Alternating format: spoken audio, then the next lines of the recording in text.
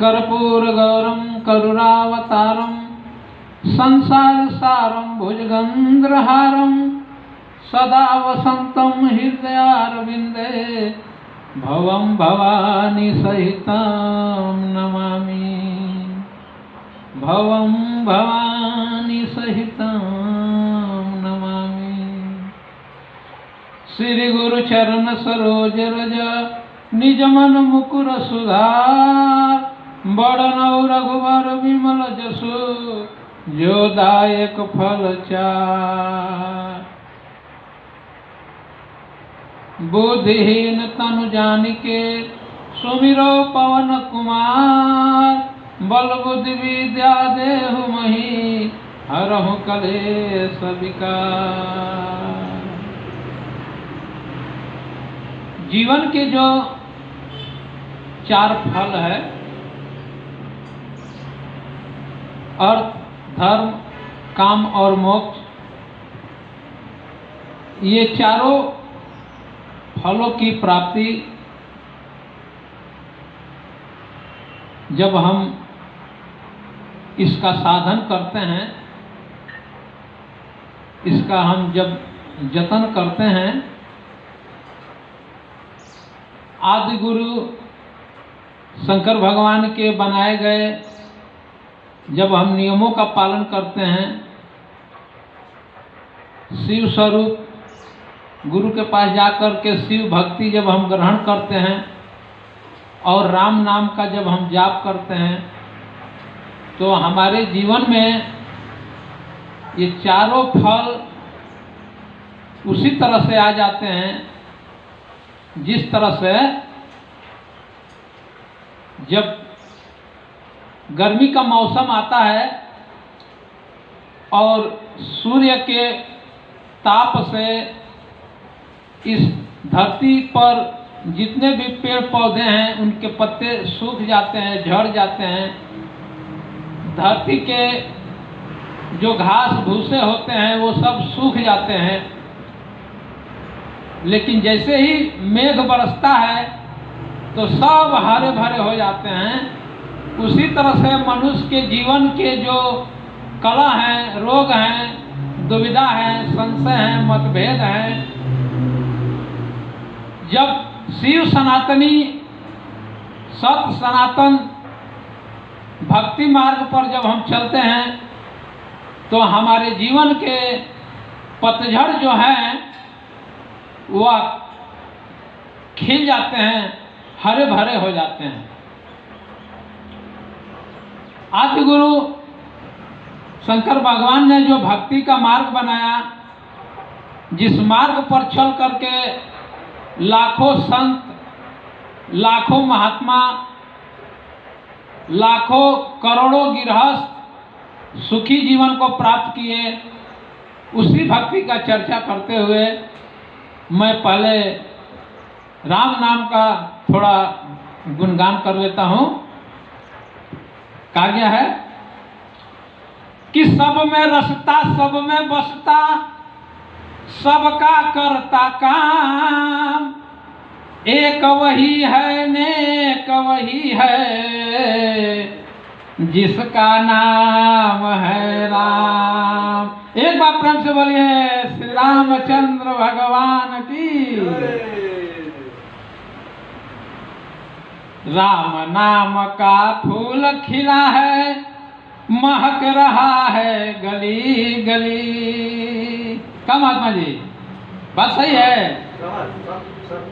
राम नाम का फूल खिला है, महक रहा है गली गली, मन मस्ती में झूम रहा है देख रहे बजरंगबली। मन मस्ती में झूम रहा है देख रहे बजरंगबली। राम नाम का फूल खिला है, महक रहा है गली गली, मन मस्ती में झूम रहा है देख रहे बजरंगबली। राम की महिमा बड़ी है न्यारी, मन में करो विचार, राम नाम का सुमिरन से कर लो बेड़ा पार। राम नाम राम की महिमा बड़ी है न्यारी, मन में करो विचार। राम नाम के महिमा से होगा बेड़ा पार। राम नाम के छाया में, राम नाम के छाया में हर जीवों का जीवन पली। ध्यान दीजिए, राम नाम की छाया में हर जीवों की जीवन पली। मन मस्ती में झूम रहा है, देख रहे बजरंग बली। राम नाम का फूल खिला है, महक रहा है गली गली। मन मस्ती में झूम रहा है, देख रहे बजरंग बली। राम नाम का लूट है, लूट सके तो लूट। अंत में पछताएगा जब प्राण जाएगा छूट। राम नाम का लूट है, लूट सके तो लूट। अंत में पछताएगा जब प्राण जाएगा छूट। जिसने जिसने राम जपा है, उसकी हर आफत है टली। जिसने जिसने राम जपा है, उसकी हर आफत है टली। मन मस्ती में झूम रहा है, देख रहे बजरंग बली। मन मस्ती में झूम रहा है, देख रहे बजरंग बली। राम नाम का फूल खिला है, महक रहा है गली गली। मन मस्ती में झूम रहा है, देख रहे बजरंग बली। एक बार प्रेम से बोलिए श्री रामचंद्र की। भक्ति रस के बारे में संत लोग गाए हैं और हमारे शास्त्र भी कहते हैं, वेद भी कहते हैं कि भक्ति रस का जब मेघ बरसता है, शिव रूपी किसी गुरु के मुख से, संत रूपी गुरु के मुख से, जो इस धरती के देवता हैं, मैं उन संतों की बात नहीं कर रहा हूं जो रूप बना करके समाज में भीख मांगते हैं। मैं उन संतों की बात करता हूं जो शिवत्व को प्राप्त हैं, जो रामत्व को प्राप्त हैं, जो परम सत्य को जो दर्शन किए हैं और लोगों को भी दर्शन का उपदेश दे रहे हैं, तब तो ज्ञान बरसा रहे हैं। मैं उन संतों की बात करता हूं। तो भक्ति रस एक ऐसा रस है जो संसार के सारे रसों को अपने में समा लेता है। जिस तरह से इस धरती के सारे नदियों को सागर अपने में मिला लेता है, वो नदी जब तक सागर से दूर है तब तक उसकी अपने लहर है, उसका अपना नाम है। लेकिन वो नदी जब जाकर सागर में मिल जाता है तो उसका लहर भी खत्म हो जाता है, उसका नाम भी खत्म हो जाता है। उसी तरह से इस संसार में बहुत तरह के रस है। श्रृंगार रस है, वीर रस है, विरह रस है, त्याग रस है, वैराग रस है। ये जितने भी रस हैं, इसमें जो रस मिलता है वो सारे रस जाकर के भक्ति रूपी सागर के रस में मिल जाते हैं और आनंदमय हो जाते हैं। वह रस जब तक अलग अलग हैं तब तक उनकी अपनी अलग धारा है, उनका अपना अलग पहचान है। लेकिन भक्ति के रस में जब वह संसार के जो जितने रस हैं, जब भक्ति के रस में लीन हो जाता है तो वो सारे रस भक्तिमय हो जाते हैं, आनंदमय हो जाते हैं। और मानव तन पाकर जब तक हम भक्ति का रस हम पान नहीं किए हैं तो संसार का रस हमको क्षणिक आनंद देता है। और संसार के रस में एक बंधन है, एक दुविधा है। संसार का रस सदा मिलने वाला नहीं है। वो थोड़ा देर के लिए मिलता है, हम उसके पीछे मृग तृष्णा के जैसे बौरा के भागते हैं, बौराहा बाबा हो जाते हैं। इस संसार में जितने लोग आनंद के पीछे भाग रहे हैं वो सब बाबा हैं। वह किसी न किसी रस के पीछे भाग रहे हैं, लेकिन संसार के जो रस हैं वह सारे रस क्षणिक हैं और दूसरों पे आधारित है। और दूसरों पे आधारित जो रस है वह रस कभी परम सुख और परम शांति नहीं देता है।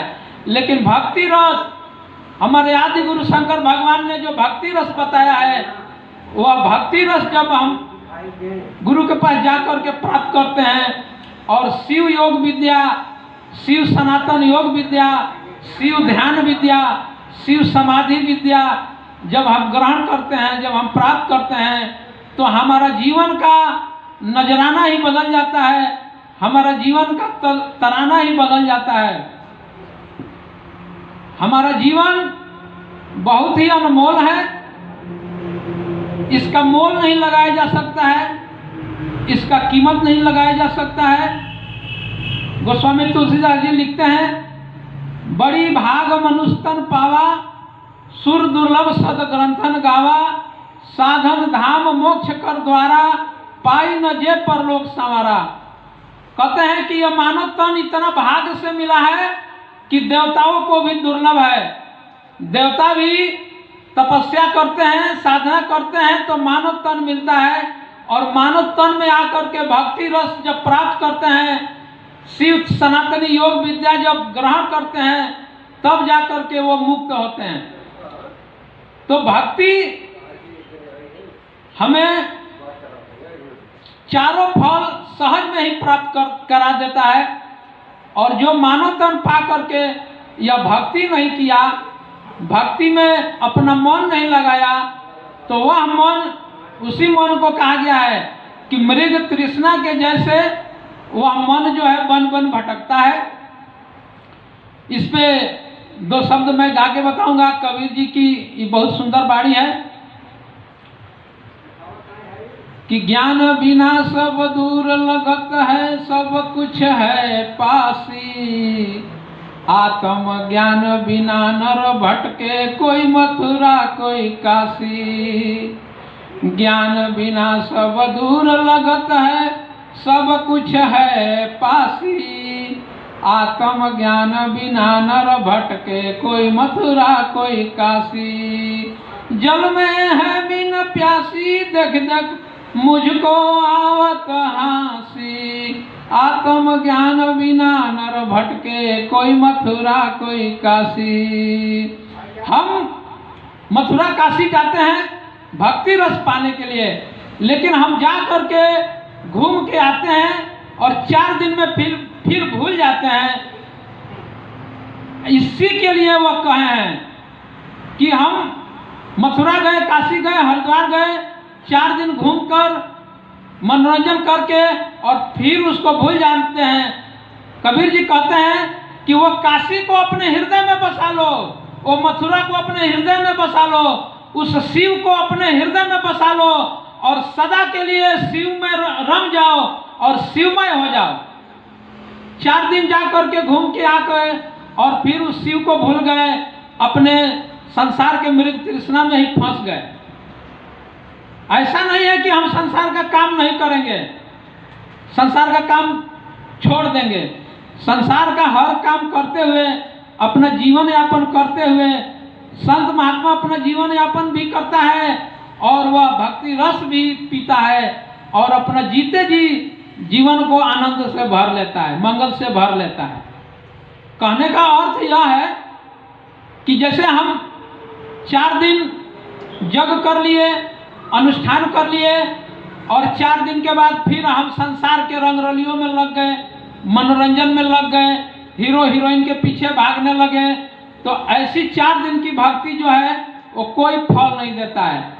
जैसे मान लीजिए 4 दिन सूरज उदय हो और बाकी दिन उदय न हो, तो फिर उस 4 दिन के सूरज का क्या लाभ है। सूरज जो प्रत्येक दिन निकलता है और रोशनी प्रदान करता है, उसी तरह से संतों का कहने का जो अर्थ है कि हम तीर्थ जो जाते हैं, स्नान करने जाते हैं, लेकिन उसी दिन बस थोड़ा मौज में, थोड़ा आनंद में रहते हैं, उसके बाद उसको भूल जाते हैं और दिन के दिनचर्या में लग जाते हैं।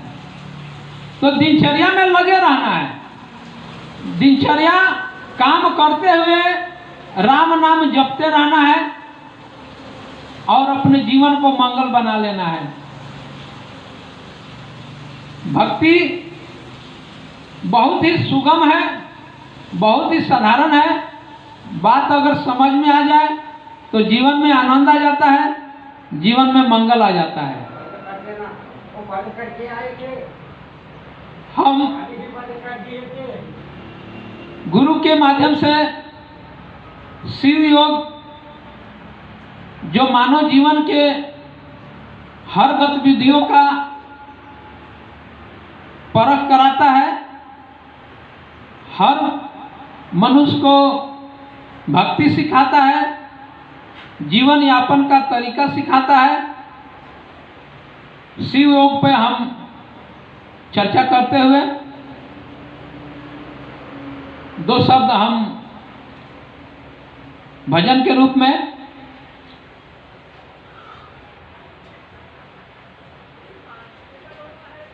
नया साल शुरू हुआ, उसके साथ ही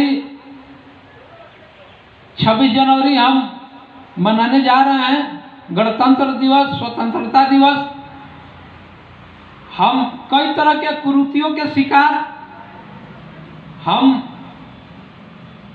कई तरह के वासनाओं, आशाओं और तृष्णाओं के शिकार, हम राजतंत्र से परेशान, कई युवाओं का बलिदान देने के बाद, कई ऋषि मुनियों का बलिदान देने के बाद